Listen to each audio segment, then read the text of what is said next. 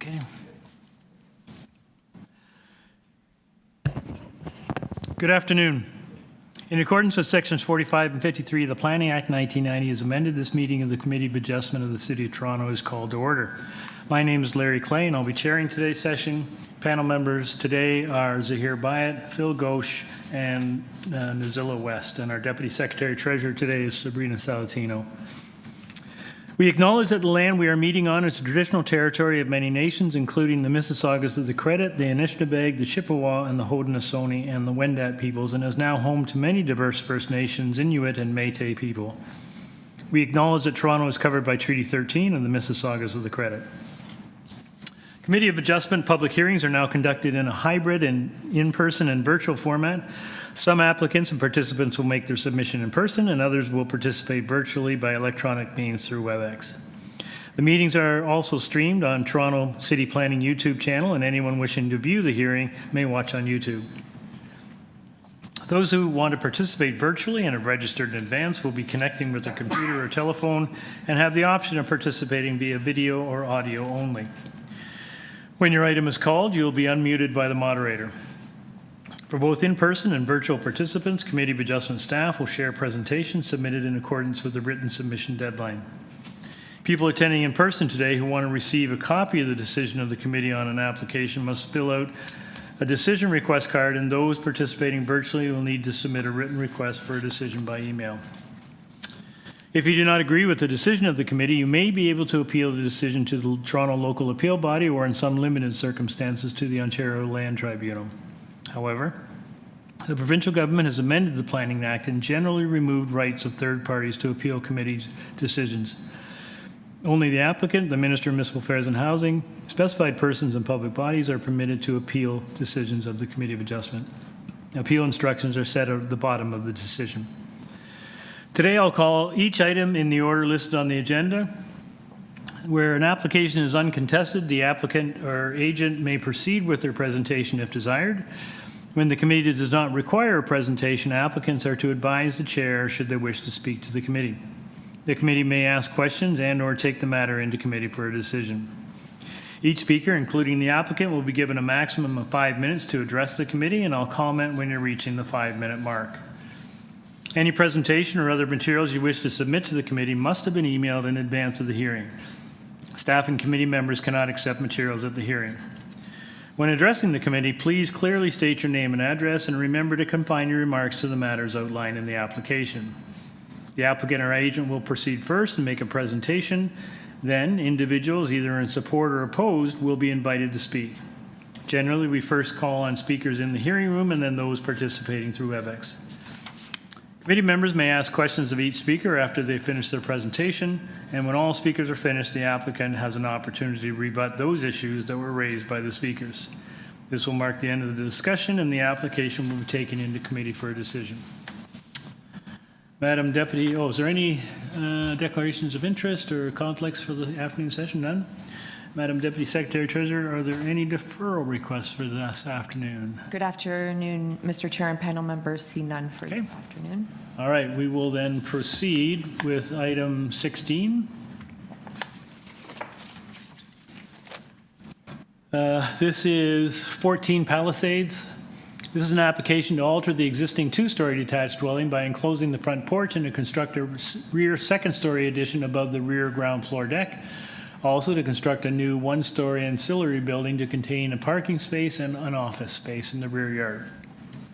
Committee has before it a copy of the plan of survey, site plan, floor plans, and elevations, 2 photographs of the subject property, covering letter from the agent, arborist report, and arborist plan. We have email correspondence from Transportation Services and staff reports from Urban Forestry and an advisory report from Urban Forestry.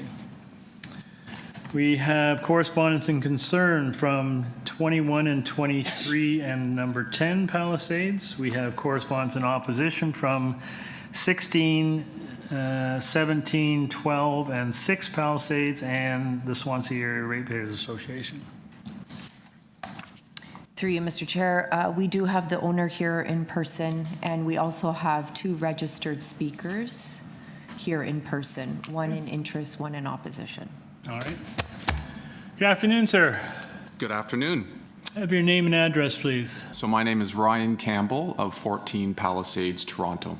Okay, so you're representing yourself and not Yes, I am, rather sir. than an agent? Okay. Yes. Well, sir, we'll need a presentation today, and if you could focus particularly on the front yard tree, I think that's what's got a great deal of attention. You, of course, have seen Forestry's recommendation with respect to that? I haven't been able to, no. Oh, well, let's just pause here for a moment. I think it's important that you hear that. Can we pull up the, Do you mind indicating when it was uploaded, sir? I don't know. I haven't received any personal correspondence from them. Through you, Mr. Chair, it would be up to Urban Forestry to notify the applicant, but it's also posted on the Application Information Center. So it's dated April 29th, so it was issued some time ago. What this basically says is denying your front yard setback because Forestry is saying that it will require the removal of a healthy bylaw protected tree and the permanent loss of viable planting space.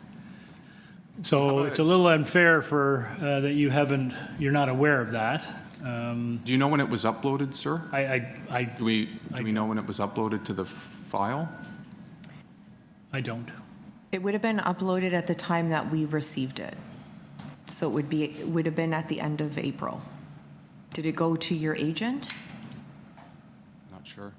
Okay, You have an agent, right? might have, Yeah, okay. yeah. So Oh, you have a couple of options, sir.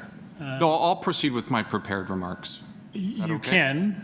Yeah. The other option is you could seek a deferral so that that means a pause, Mm-hmm. and that gives you an opportunity then to go back to Urban Forestry and have discussions with them, because I know you've got an arborist report, you've got an arborist plan. Mm-hmm. It seems on the surface of it to address that. Now, I can only assume Forestry has seen those. If they hadn't, it might be to your advantage to have discussions with them about the tree and what the best path forward would be.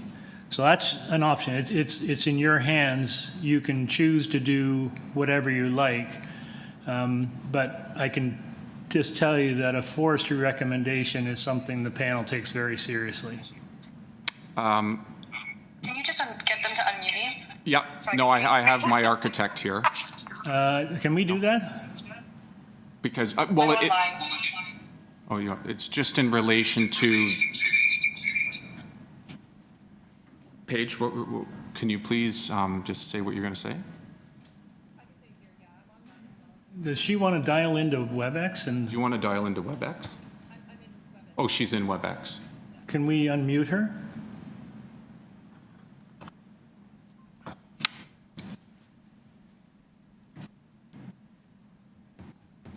Committee, can you hear me? Yes, I think so. Yes. Good afternoon. Name and address, please, ma'am. My name is Paige Reicha. I reside at 222 The Esplanade, Toronto, Ontario. Just to reiterate what's been going on with the tree. So Urban Forestry submitted, or at least it was uploaded, they submitted it April 29th. It wasn't uploaded until May 2nd. There was a second report on May 5th that was submitted, which was this past Monday as well. I'm assuming that report came from after reading all of the letters that were submitted on Friday and in response to that regarding that front yard tree.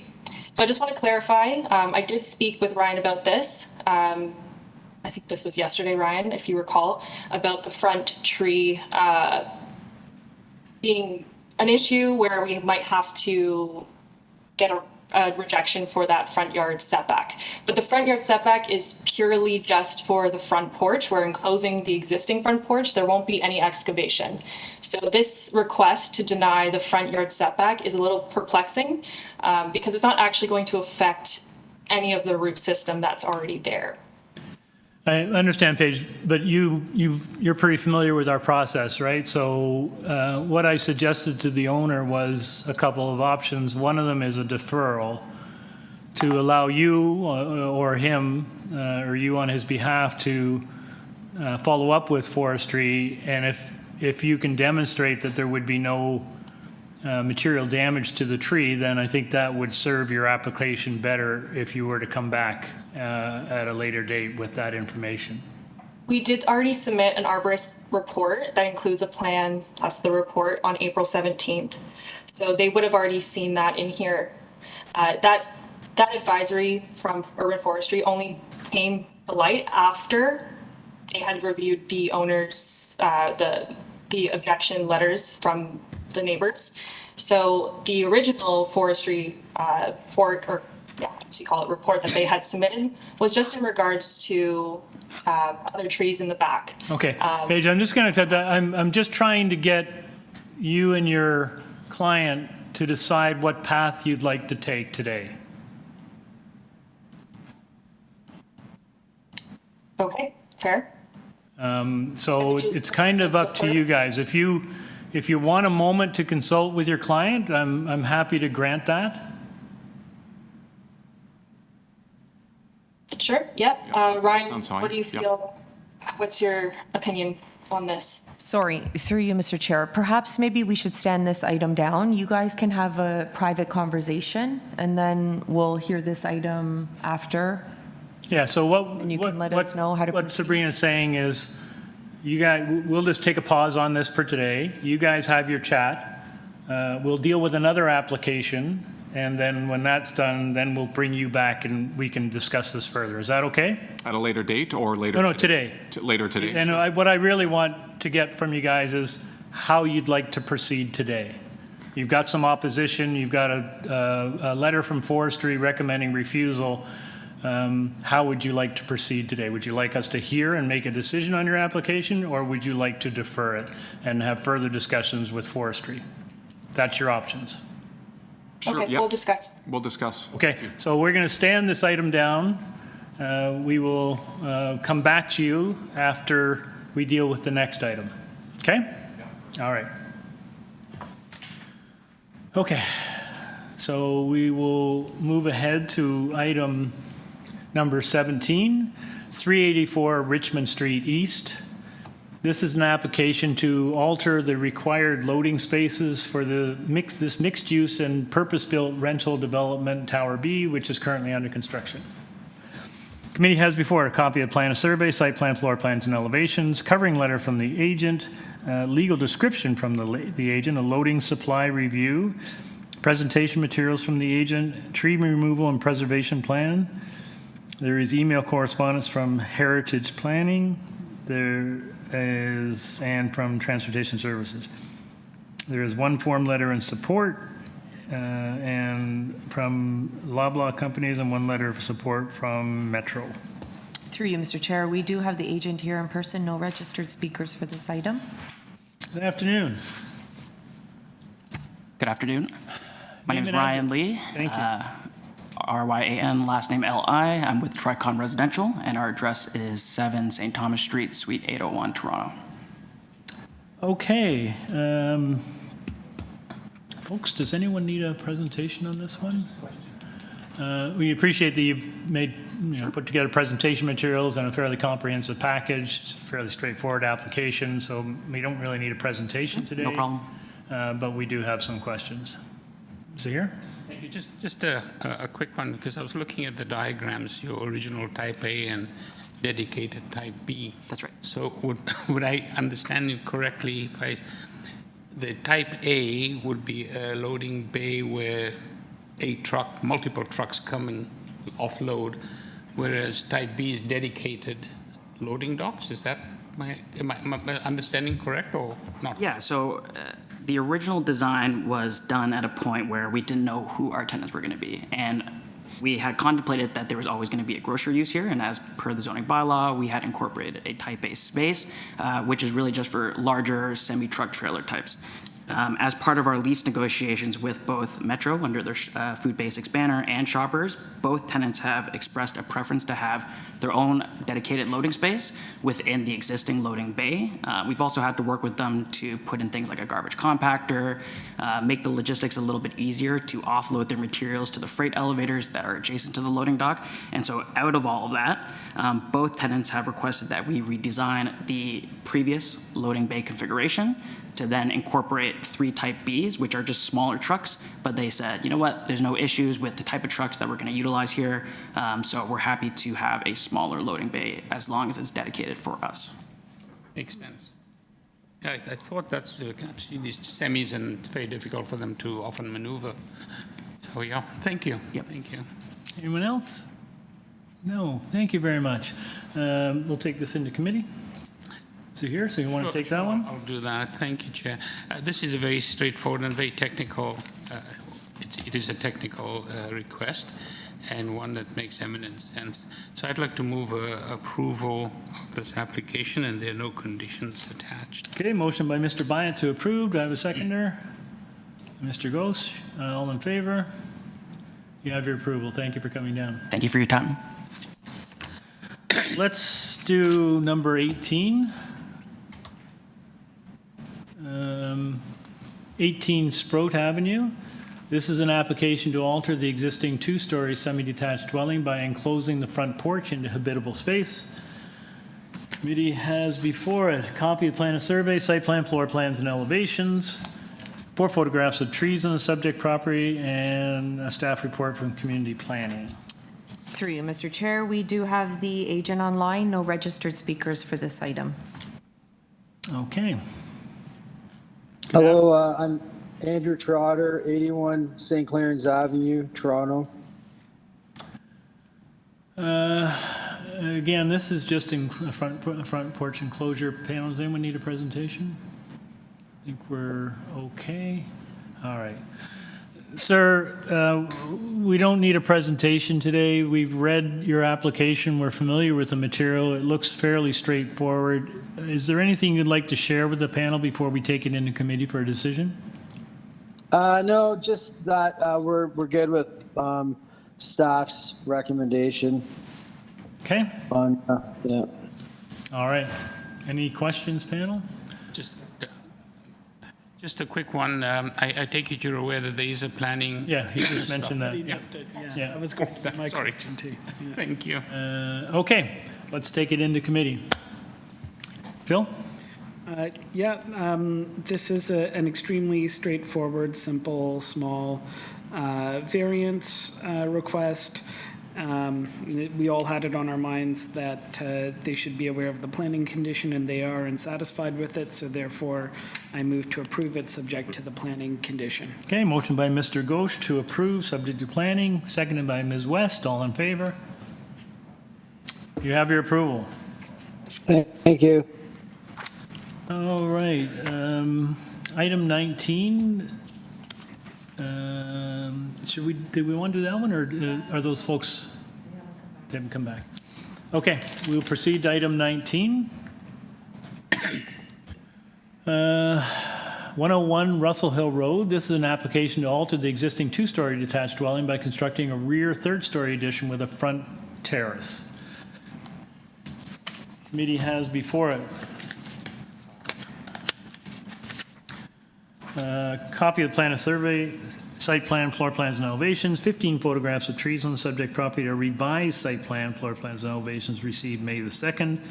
We have staff report from Urban Forestry. Through you, Mr. Chair, we have the agent online, no registered speakers for this item. Good afternoon, sir. Hello. Good afternoon. Name and address, please, sir. My name is John Lorero. My office is at 25 Wingold Avenue, Toronto, Ontario, 2nd floor. Okay. Panel, maybe a short presentation on this one, or are you okay? You're okay? I'm fine, but Yeah. You guys are okay? Nuzilla? There is, just to clarify, there is no condition from Urban Forestry. We have just a report. Is that correct? Correct. That is correct. There's an RNFP report, yeah, and they indicate no conditions. That's correct. So there's only 3 variances. They seem quite minor. Sir, we don't need a presentation today, but perhaps we may have some questions. But before we do that, is there anything you'd like to share with the panel before we do that? No, you guys can go ahead. It's pretty straightforward. Okay, Zahir, you had a question? Yes, I just have a question with regard to the, you've got a deck on the third floor, fourth floor? Yes, correct. And it looks like you may have overlook on, I think, the east and west sides? Yes, correct. So we were in discussions with planning about this. Mm-hmm. And we proposed to minimize sight lines. We proposed to have a green roof there with minimum 3'6" high vegetation. Therefore, your sight lines, whether you're on the street or on the terrace, you can't really look down. So, All you can really see is above. That would be the latest revision drawings. so that would not, you're not talking about privacy screening, opaque privacy screening? Yeah, we were trying to avoid that. We have 2 fin walls that we thought would also provide more privacy. They're also indicated on the plan there. And like I said, for sight lines, we added the green roof.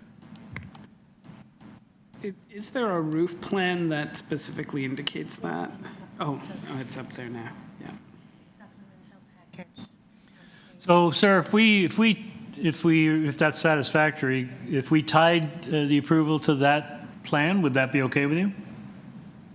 Yes, that would be amazing. Thank you. So here, is that satisfying? Wondering, I'm looking at the revised plans now, and it's drawing, it's a proposed roof plan.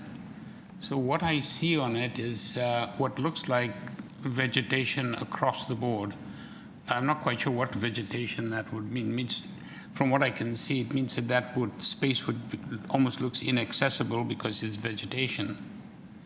So that vegetation is surrounding the outside of the guardrail. So the guardrail set back in from the parapet Oh, wall. I see. I can see it now, yeah. You've got a proposed terrace, and then you've got the vegetation surrounding it. Yes, correct. Yeah, I see it. Thank you. Yeah, I think that would work. Yeah. All right. Good show. Any other questions? See none? Let's take this into committee. Is it here? Did you want to make a Yeah, sure, Chair. I'll move to approve this application and tie it to the revised plans, and specifically the SK4? proposed roof plan. I don't see a number. It's proposed. For you, Mr. Chair, I think it's SK5, SK5? proposed roof SK5. plan, and That's it's right, May it's in the 2nd. corner, SK5. Right. SK5. Okay. I don't believe there are any other conditions attached. Nope. Okay, motion by Mr. Byatt with that condition. Do I have a seconder? Ms. West, all in favor? Okay, sir, you have your approval. Thank you. For you, Mr. Chair. Thank you. Have a great day.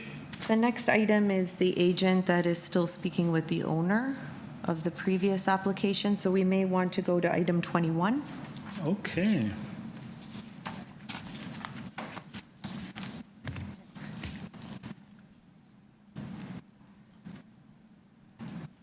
Item 21 is 274 Queensdale Avenue. This is an application to permit the existing enclosed front porch that was converted into habitable space of the 2-story detached dwelling. Committee has before it copy plan of survey, site plan, floor plans, and elevations, 4 photographs of the subject property, a covering letter from the agent, and an order to comply affecting the subject property. Through you, Mr. Chair, we do have the agent online, no registered speakers for this item. Okay, good afternoon.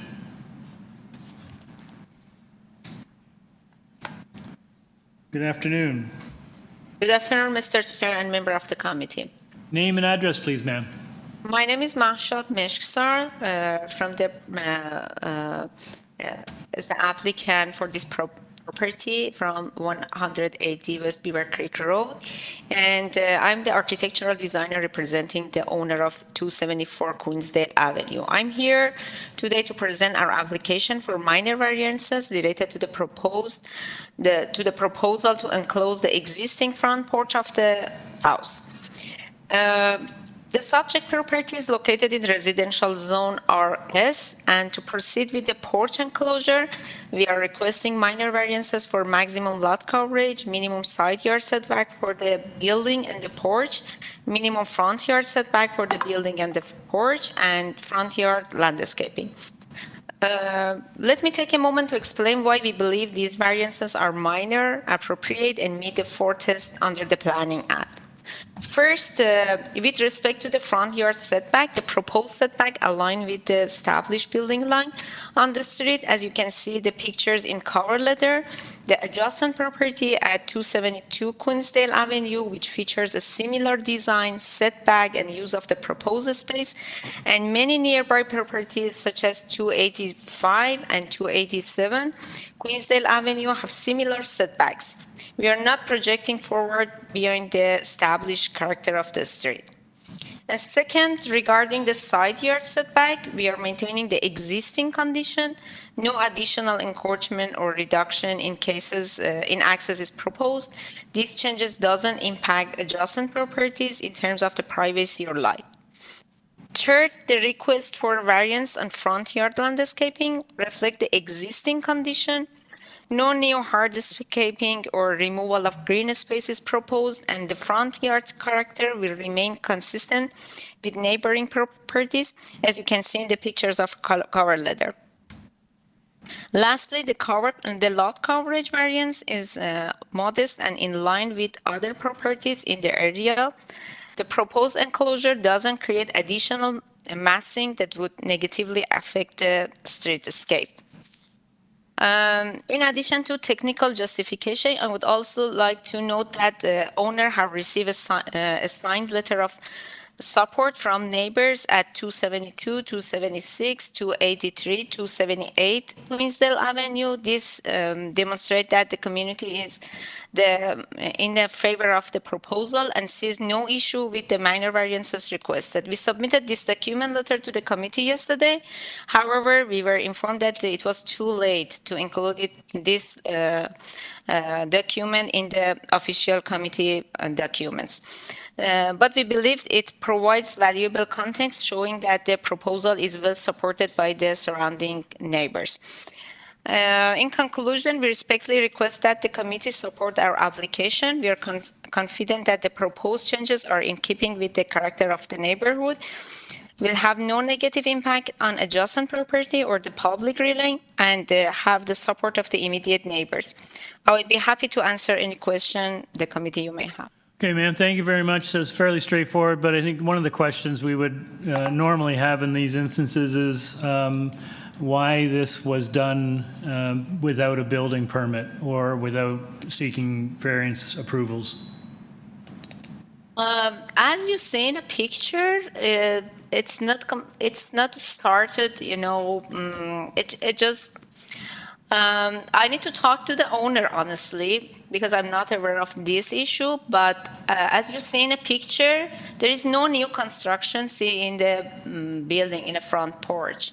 I see this notice, this ordering, this letter and notice to the owner, but if you see the picture, no major construction you see in a front porch. Well, again, that's interesting because the notice to comply indicates that the front porch enclosure construction has proceeded without the required permit. So how old is this photograph? They're new. We also have we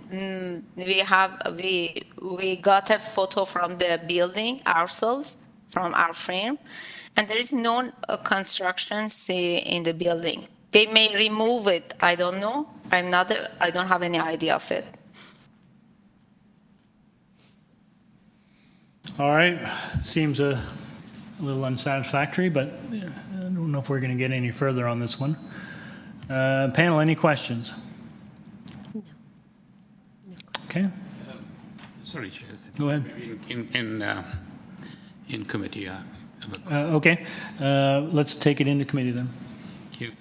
I was just wondering if the since it's already constructed, whether the purpose needs to be changed. Well, she's alleging that it isn't already constructed, and the photo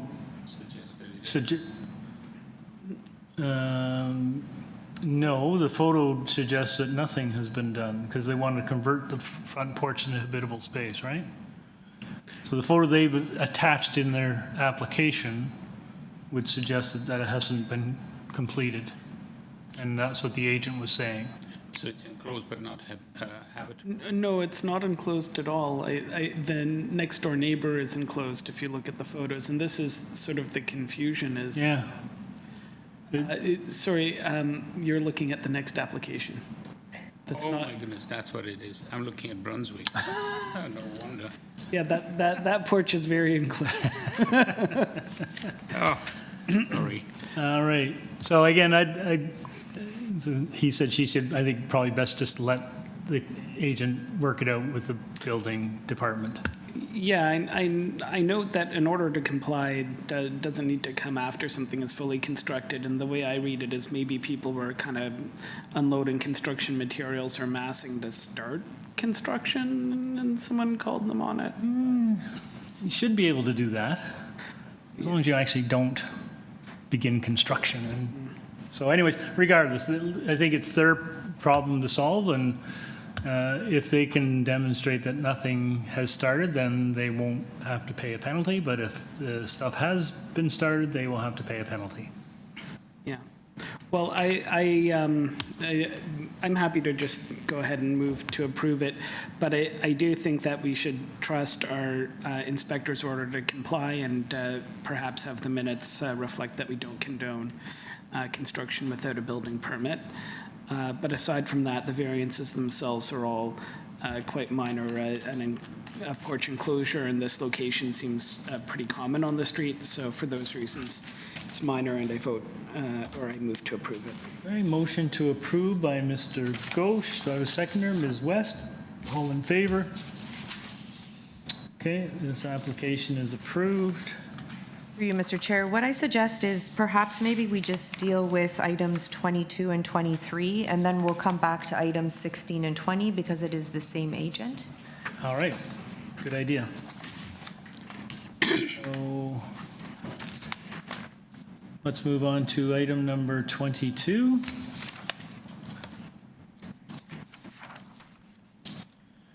(1325) Bloor Street West and 17 Dora Avenue. This is an application to permit the construction of the BLOOR Lansdowne Smart Track GO Station, which consists of the main entrance building known as 1325 Bloor Street West, and a maintenance building with bicycle parking and a partially enclosed waste and recycling storage area, municipally known as 17 Dora Avenue. The station also includes a west access building as well as other station elements, including the platforms, waiting enclosures, pedestrian tunnel, stairs and elevators, will be located within the rail corridor and not part of the subject lands. The application is also modified Schedule A as cited under site-specific zoning bylaw 589-2022 to exempt transportation uses from Section 37 obligations. Committee has before it copy of the plan of survey, site plan, floor plans, and elevations, covering letter from the agent, previous decision number affecting 1319 Bloor Street West, an arborist report, presentation materials from the agent, tree protection and removal plan, and the site-specific zoning bylaw already cited. You have email correspondence from Transportation Review and from the Director of Transportation Planning. For you, Mr. Chair, we do have staff here from the City of Toronto, no registered speakers for this item. Good afternoon. Good afternoon. Name and address, please. Thomas Reese, using my City Hall address, 100 Queen Street West. Sure, great. And your colleague? My name is Katrine Darling. Push your button, red button. Yep, it's on. Oh, okay, you're just, I'm just get a little closer to it, that's it. Okay. My name is Katrine Darling. I'm with Tom in the same unit, City Planning, Transportation Planning, in the Transit Implementation Unit. I'll use my work address as 100 Queen Street West. Great. Thank you both. I feel like, you know, the City of Toronto's before us. We should really put you through the ringer here today. But instead, there isn't anyone scheduled to speak this one, obviously. But maybe just provide the panel with a high-level summary of what you're proposing here. Yeah, sure thing. So it's to allow the proposed entrance building and maintenance building. We're adjusting bike parking standards to comply with the Metrolink's typical standards for their bike parking used throughout the network. We're reducing the ground floor and first floor height to match the current proposal for the building. The entrance is below grade, or it's below track level, but at BLOOR street level. And we're proposing to remove the requirement for a waste enclosure and a loading area from the main entrance building because it will be provided at the maintenance building, which is all part of the same station site. So that'll serve the whole station. And then regarding the section, the amendment to the site-specific zoning bylaw, that's a bylaw that was done in 2022 for the adjacent property at 1319 BLOOR Street West. And at that time, the location of the main entrance building, which is at 1325 BLOOR Street West, was part of the same site. So it got caught under the site-specific bylaw. And in that, there's Schedule A, which has a bunch of Section 37 requirements. And it basically requires the Section 37 agreement to be executed before issuance of any building permits. So we want to exclude transportation uses from that requirement so that the station can proceed in advance of this Section 37 agreement being executed. And really the intent of that was not for the station, it was always only meant to apply to the adjacent development site. Okay, the main entrance, this is more out of curiosity than anything else. The main entrance is off the sidewalk on that underpass on BLOOR Street? That's right, yes. Okay, because I've ridden my bike along there, I've done a bunch of things. That's not a particularly wide sidewalk there, is it? Or has it been rehabilitated? No, it's not too wide, not too narrow either, but it's... Just right? Adequate. Okay. Adequate. Okay.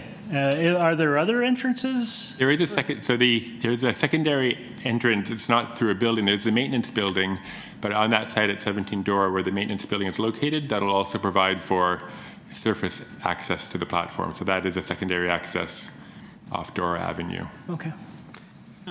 Hey, Phil? Yeah, and on that same note, is there a connection to the Lansdowne subway station contemplated, or how are pedestrians supposed to make that leap? That would be a bit of a walk. Yeah, to. You can go ahead, Katrina. Hi. Sorry. Through the chair, so for the actual connection to BLOOR station, there is no planned direct connection from the BLOOR Lansdowne GO station. Pedestrians would have to go along BLOOR Street, west towards the BLOOR station. Well, west would be towards the Dundas station. East would be towards the Lansdowne station, correct? Or is there a Lansdowne station there? No, there isn't. Lansdowne's just east of that. Yeah, yeah. And then the other one, the next one is the Dundas station. So it's exterior. Sorry. Yes, it is exterior using public sidewalks in the boulevards. Yeah, so along the south side sidewalk, and then they'd have to cross the street, whether they're going to the station to the east or the west. That's correct. Oh, bit of an awkward location in some respects, isn't it? Yeah.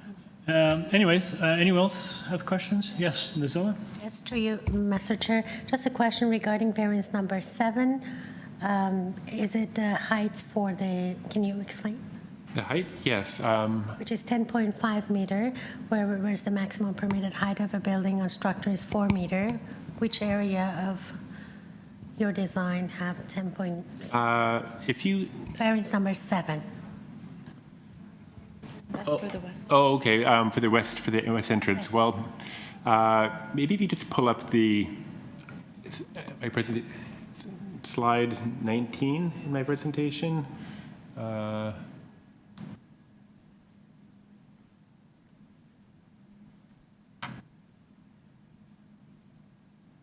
Yeah, that's right. The one right there, that one right there.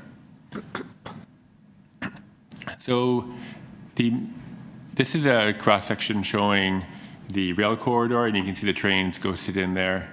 The main entrance building is on the left side on the screen, and that's where 1325 Bloor Street is, so that's where the variances apply. Now, way on the right side of the screen, there's a structure. It's basically the access to the underground tunnel that goes between the east and west platforms, and that structure is right on the property line on the west side of the rail corridor. And so depending on how you look at the foundation could be seen as crossing that property line by a few centimeters. And so then that is where that variance is triggered. That has there's a site-specific bylaw on the west side of the rail corridor that could be interpreted to apply to it. So sort of out of abundance of caution, we included those variances too. But really, that whole structure is in the rail corridor. So it's arguably not even required, but. Okay. Bill? Yeah. The other thing that I find interesting, and I'm wondering if you could walk me through it. I don't think it's wrong that if Metrolinx has a different bike parking standard, we should let them do it here too. But how does the bike parking standard differ? How is it deficient compared to the bylaw, and why is it satisfactory with? Right. Well, that's a good question. In this case, we're saying it's satisfactory because it's a proven rack that's used throughout the GO network.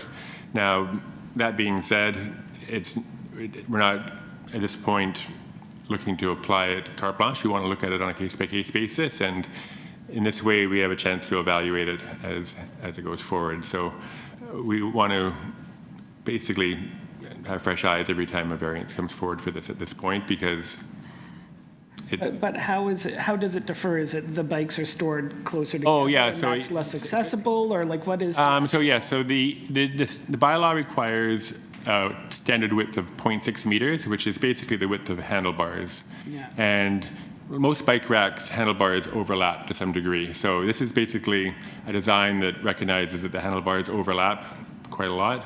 Okay. And so it can be a bit jammy if it's a full-up rack, getting it in and out, but it's kind of proven to be functional still. Okay, thanks. Okay, anything else? All right, thank you very much. Let's take this into committee. Bill? Sure, yeah, I'm happy to move to approve it. Obviously, increasing transit options in our city is something that's really important and should be encouraged. The variances here make sense as explained both before us and in the materials. So for those reasons, I would move to approve it. Okay, motion by Mr. Ghosh to approve. Seconded by Mr. Byatt. All in favor? Thank you for coming down. You have your approval. Okay, thank you. All right, we can now return back to item number 16. Sorry, through you, Mr. Chair. Item 23? Oh, beg your pardon. I thought that was the end. 16 and Thank 20. you very Sorry. much. Thank you, Sabrina. 38 LaScelles Boulevard.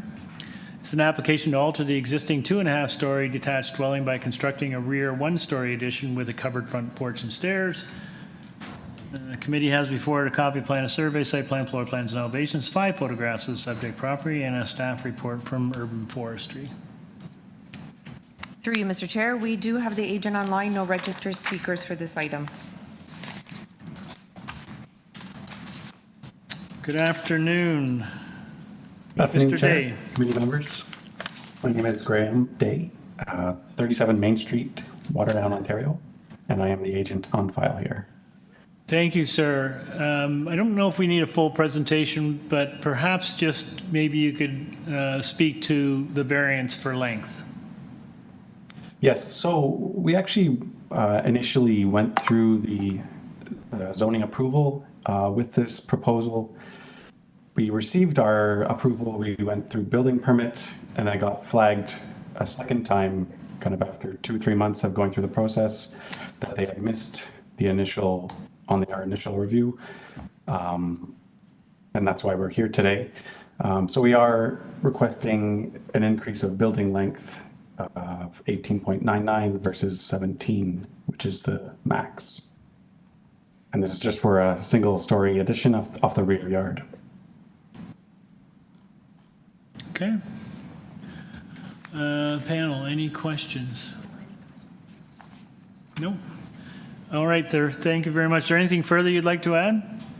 I do, actually, yes. So with respect to the arborist, our forestry condition, my client and I are a bit, just a bit confused at how this came about.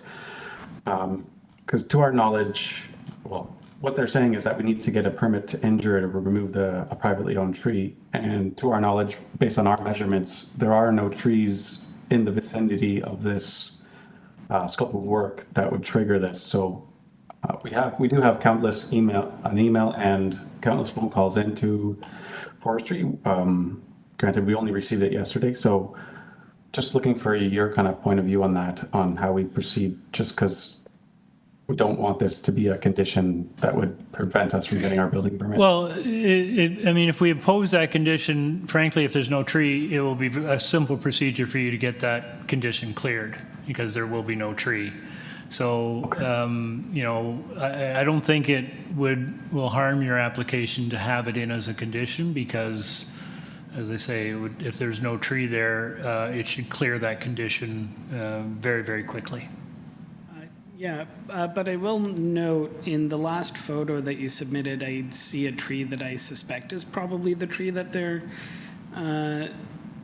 describing, just off to the right side in the neighbor's yard, because forestry is concerned with privately owned trees that are in neighbors' yards. So if you just scroll down to the final of the photos.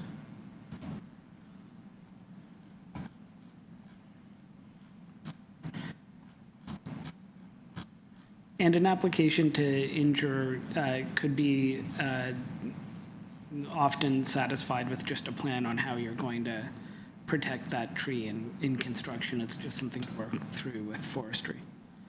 Sure. Is it a cedar tree, Phil? No, one more photo down. Yeah, it does look like it's a cedar, but it's a much larger than that. There on the right. Because that looks to be in proximity. See overhanging the fence. Okay, sir, did you hear that explanation? That may be what the issue is? Yes, I do see the tree in question. We will have to investigate that.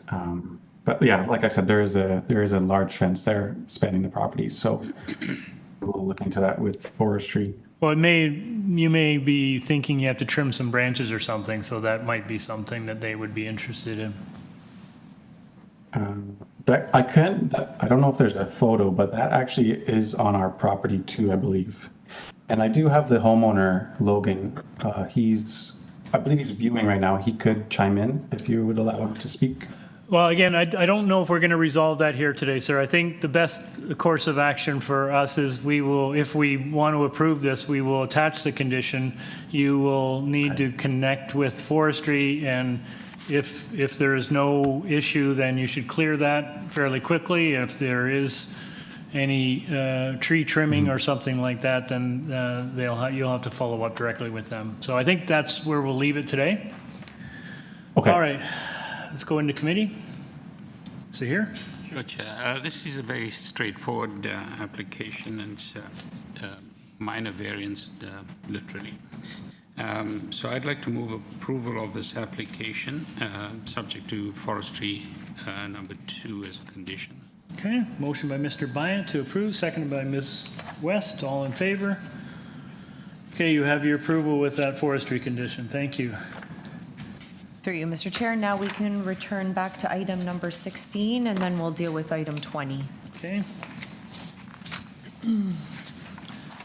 All right, I've read this one into the record already, so I won't do that again. We'll just welcome you back, sir. Just for the record, could you remind us your name and address? Ryan Campbell, 14 Palisades. Okay, is your agent online speaking at all? No, just you? No, yeah, exactly. Okay, so have you had an opportunity to have discussions? Absolutely. We've decided to defer. Okay. I just want to note, though, that the urban forestry letter dated April 29th that was recommending denying the first variance. It actually wasn't uploaded to the site until May 5th at 3:22.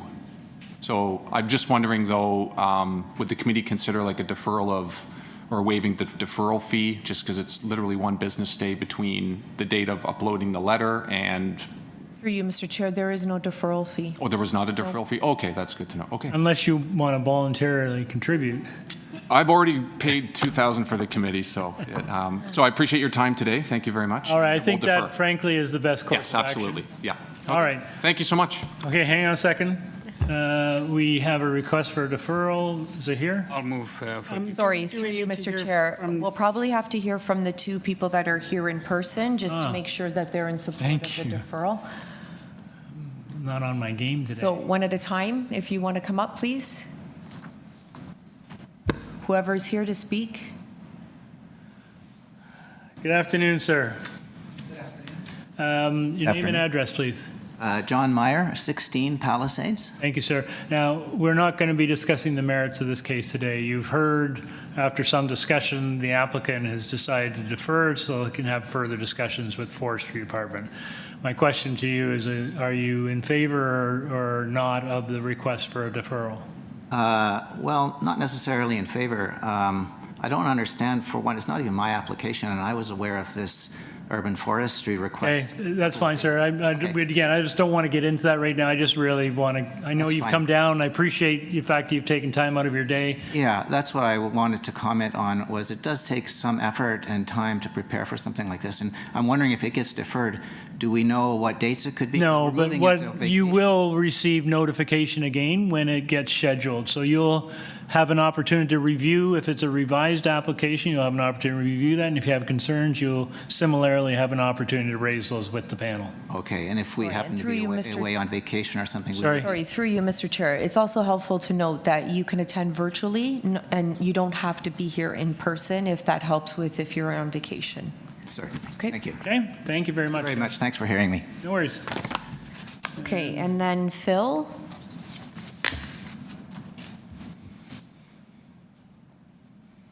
Hi.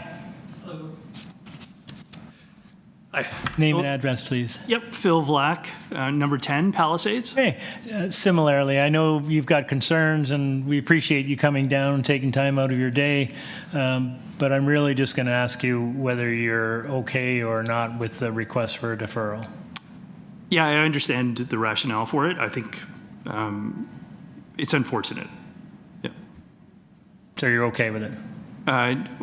You don't? Yes, I mean, ultimately, yes. Yeah, that's fine. Thank you very much, sir. Again, similarly, you will have another opportunity if they bring the application forward. You'll get notice, and you'll have an opportunity to share concerns if you have them at that point. Okay? Thank you, sir.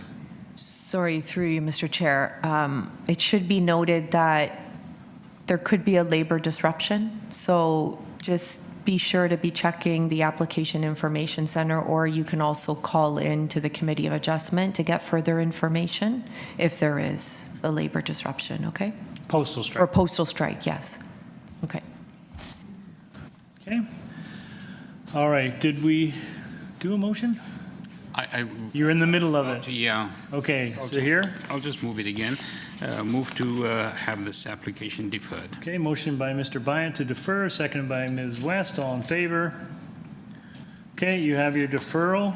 And that's to speak with urban forestry as well as residents. Thank you. And we're back to item number 20. Hello, committee again. My name is Hold on. Patricia. Hang on a Sorry, sec, Paige. hang on a sec. You have to read it into the system. Hang on a sec. This is item 20, 386 Brunswick Ave. This is an application to alter the existing 2.5-story semi-detached dwelling by constructing a rear basement walkout, a rear 2-story addition with rear decks on the first and second levels, and a 3rd-story addition, which is actually a north side dormer extension with a rear deck. The existing rear 1-story ancillary building will be maintained and unaltered. Committee has before it a copy plan of survey, site plan, floor plans, and elevations. 11 photographs of trees on the subject property, covering letter from the agent, email correspondence from Transportation Services, and from Urban Forestry. Through you, Mr. Chair, we do have the agent online, no registered speakers for this item. Okay, Paige, now. My name is Paige Reisha. I am the applicant and designer for this application. Address is 222 The Esplanade, Toronto, Ontario. Okay, Paige, since we've made we wait for a while, why don't you just give us a very quick overview, please? Sure. So this is a semi-detached home. There is an existing rear, I guess, addition at some point. It's 1 story, and that's now being taken out, and a 2-story is going in its place. We're only going out 10 feet, so really no difference. And then the 3rd floor is going to have a dormer extension. Whether you call it a dormer or not, I guess at this point, it goes to the existing north wall. So we're just matching the existing setbacks that are currently in place with the existing dwelling. The existing roof eave is over the property line, but the new roof eave will not be. It will still be within the property boundaries. Okay. All right, panel, any questions? Is it here? I'm just looking at your elevations, north and south elevations. I think it's a south elevation. You've got balconies, of course, on the 3rd floor and the 2nd floor decks. On the, I believe it's on the south side, there might be overlook, so I'm just wondering about putting in privacy screening just on the south side. The north side, you're overlooking, I'm not sure what the name of the street is that you're overlooking. Yeah, so this is the existing. If you go down to the very last page, that's the proposed. We do have privacy screens. There's actually one in place at the neighbors next door that are semi-detached to this house. They already have a privacy screen there, so that would be hopefully maintained, if not during construction, replaced.